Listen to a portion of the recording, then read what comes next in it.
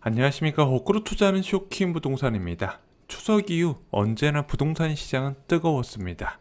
하지만 이번 추석 이후에는요, 오히려 시장이 더 크게 냉각될 가능성이 크다는 거죠. 앞으로 한 달 동안 4번의 충격이 연달아 오기 때문입니다. 영상 전에 구독으로 부자 되시기 바랍니다. 자, 먼저 추석 이후에 바로 다가올 첫 번째 충격은요, 바로 코픽스 금리 발표입니다. 과거에는요, 금리 인상 이후에 대출 금리가 총알처럼 먼저 오르고 예금 금리는 천천히 올랐거든요. 근데 최근에는 예금 금리가 빠르게 상승하고 대출 금리 상승은 굉장히 늦게 움직이는 흐름이 있습니다. 왜냐면은 지금 금융당국에서 이와 관련된 부분을 은행권에 강하게 푸시하고 있기 때문이죠.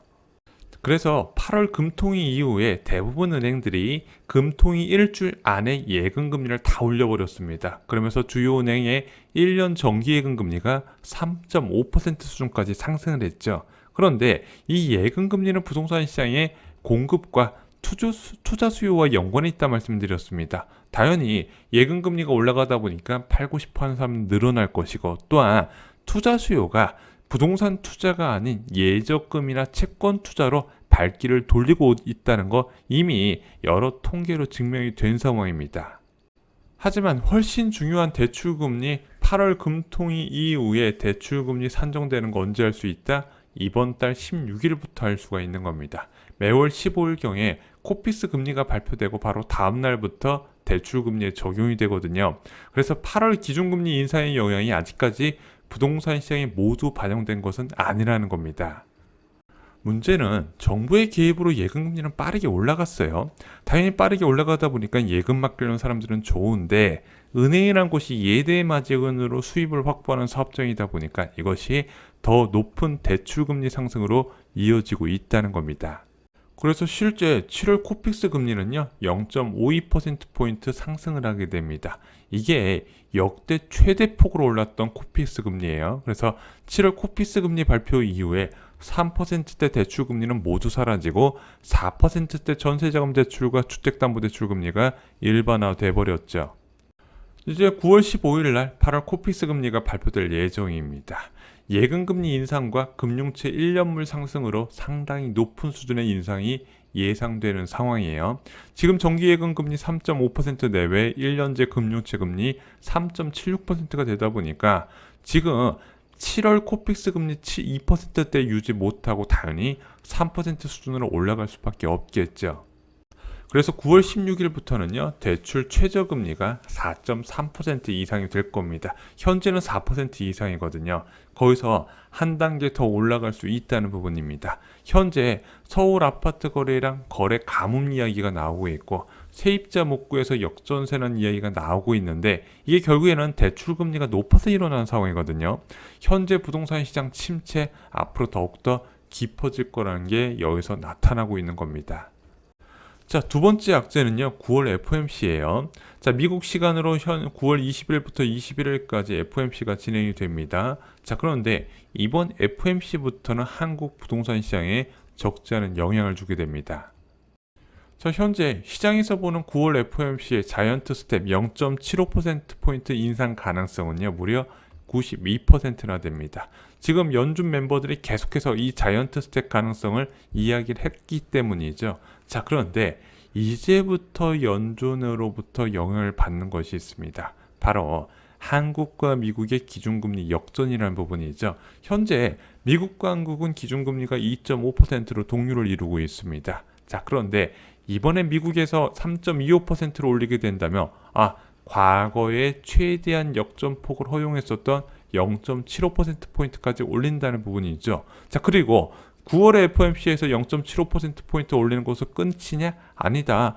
추가로 올릴 것이다. 그래서 연말에 4%까지 갈 가능성이 제기가 되고 있죠. 그러면은 대한민국 현재 2.5%인데 미국이 연말에 4%대까지 가게 된다면 대한민국 금리의 결정에서도 이제 영향을 줄 수밖에 없다는 겁니다. 그동안은 국내 물가 요인만 봤다면 이제부터 금리를 올려야 될 요인이 하나 더 생겼다는 거죠. 자, 그러다 보니까 세 번째 악재인 10월 금통위와 연결이 됩니다. 10월 12일 날 지금 예정이 돼 있죠. 현재 이때 금리를 올리는 수준은 0.25%포인트로 지금 한국은행에서 이미 제시를 한 상황입니다. 문제는 예상보다 미국의 금리 인상폭이 가파라졌기 때문에 10월 금통위는 그렇다 치더라도 11월 금통위 어떻게 할 것이냐, 이때 빅스텝 밟아야 되는 거 아니냐, 또는 11월 금통위 때 빅스텝 안 올리면 2023년 1월에 무조건 올려야겠네, 이렇게 생각할 수 있다는 부분이죠. 자, 또한 10월 금통위에서 0.25%포인트만 올린다 하더라도 대출 금리에서 다시 큰 변화가 나타나게 됩니다. 7월 은행 가계대출 금리가 평균 4.52%였는데 10월 금통위 이후에는 가계대출 평균 금리가 5% 수준으로 오른다는 부분이죠. 주택담보대출 금리도 최저금리가 4.5%에서 시작이 되게 될 겁니다. 그러면은요, 이 정도 수준의 금리가 된다면 초금매가 나와도 못 사는 수준이다, 이렇게 보셔도 될 것 같습니다. 자, 마지막 네 번째 악재는요, 바로 4기 신도시 발표입니다. 지난 8.16 부동산 대책에서 4기 신도시 88만호 이야기가 나왔습니다. 일단은 내년까지 15만호 내외의 신규 택지 후보지를 발굴하고요. 그 이외에 부동산 시장을 살펴보면서 대상지를 발표한다고 합니다. 그래서 내년까지 부동산 시장에 상관없이 일단 15만호는 추진 계획이 나왔다는 거예요. 그 첫 공급이 10월에 발표될 예정입니다. 그런데 여러분도 아시다시피 신규 택지 발표는요, 대표적인 부동산 시장의 악재로 알려져 있어요. 정말 쉴 새 없이 집값이 올랐던 문재인 정부에서도요, 조금 수요자가 주춤했던 시기가 있었어요. 바로 3기 신도시의 후보지가 한참 발표됐었던 2019년 상반기 때, 물론 헬로시티발 역전세랑도 맞물리긴 했지만 이때 매수 수요가 대기 수요로 많이 전환됐던 시기이기도 합니다. 또 하나는 2021년 1분기에도 침체가 좀 있었어요. 전통적인 집값 약세 시기이기도 하지만 이사 공급 대책으로 선호도 높은 도심 지역에서 앞으로 공공주도로 공급이 쏟아진다는 소식이 나오자마자 집값이 크게 조정을 받기 시작을 했다는 겁니다. 이때 공통점은 실수요자를 대기 수요로 전환시키는 효과가 뚜렷하게 있다는 게 입증이 된 거예요. 문제는 지금은요, 급락장이라는 거예요. 급격한 하락이 일어나고 있는 상황이라는 부분이죠. 문재인 정부 때 집값 상승 기대감이 높았을 때하고 완전히 달라요. 그리고 급격한 하락장이 계속 이어질 거라는 전망이 우세하단 말입니다. 왜냐면은 지속적으로 금리 인상이 진행돼요. 10월 달에도 금리 올리고 11월 달에도 올리고 내년 1월에도 금리 올려요. 그리고 그렇게 높은 수준의 금리가 꽤 장기간 이어질 거라는 전망이 계속 나오고 있습니다.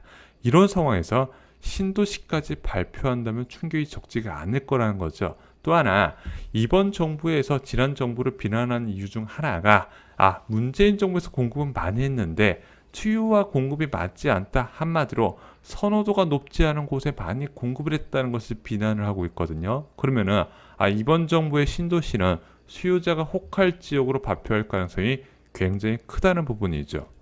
이러다 보니까 과거 이명박 정부 시절이 생각나는 거예요. 자, 이명박 정부에서 보금자리 주택 사업을 추진하고 있었죠. 이명박 정부에서 2기 신도시가 본격적으로 입주되는 상황에서 그렇게 공급이 부족하지 않았음에도 불구하고 우리가 집값을 잡겠다 해서 보금자리 주택 사업을 추진하면서 6개월 단위로 신도시를 발표했는데 이때 집값이 떨어지고 있는 상황이더라. 게다가 선호도 높은 지역에서 저렴하고 빠르게 공급하다 보니까 수요자들이 기존 주택을 살 이유가 없어지면서 신도시로 수요가 쏠리는 결과가 나타나고, 결국에는 이거 집 사면 큰일 나는구나 싶어가지고 이런 저렴한 공급이었던 보금자리 주택 사업도 미분양이 나기 시작을 했다는 겁니다.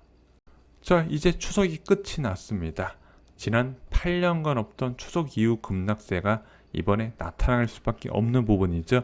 네 가지 이유로 말씀드렸지만 현재 부동산 시장을 상승으로 이끌 만한 호재가 거의 없이 강력한 악재만 쌓여있는 상황이라는 겁니다. 이런 상황에서 부동산 가격은 하락할 수밖에 없는 부분인데 이제는 얼마나 하락하냐에 많은 관심이 쏠리고 있고 전문가들도 내년 상반기까지 집값 하락은 피할 수 없을 거라고 계속 이야기하고 있는 부분입니다. 자, 이런 와중에서 내 집 필요하신 분들 있죠. 자녀가 학교를 가고 있어서 이번에 내 집 마련하고 싶다. 그런데 기존 주택, 떨어지는 주택은 못 사겠다 싶은 분들께 저희는 분양을 추천드린다 말씀드렸습니다. 지금 고분양가에다가 집값 떨어지고 있는 상황에서 왜 분양을 받으라고 하냐? 대폭락에서 살아남는 분양, 분양가 상한제 주택이 있다 말씀드렸죠. 이와 관련된 공급 정보와 당첨 팁 저희가 청약 가프 서적에 총정리해 주었습니다. 여러분들 이럴 때 당첨될 수 있고 나중에 그것이 효자노로 탈 거라고 말씀드렸죠. 이상으로 영상 마치겠습니다. 좋아요, 구독, 공유 꼭 부탁드립니다. 감사합니다.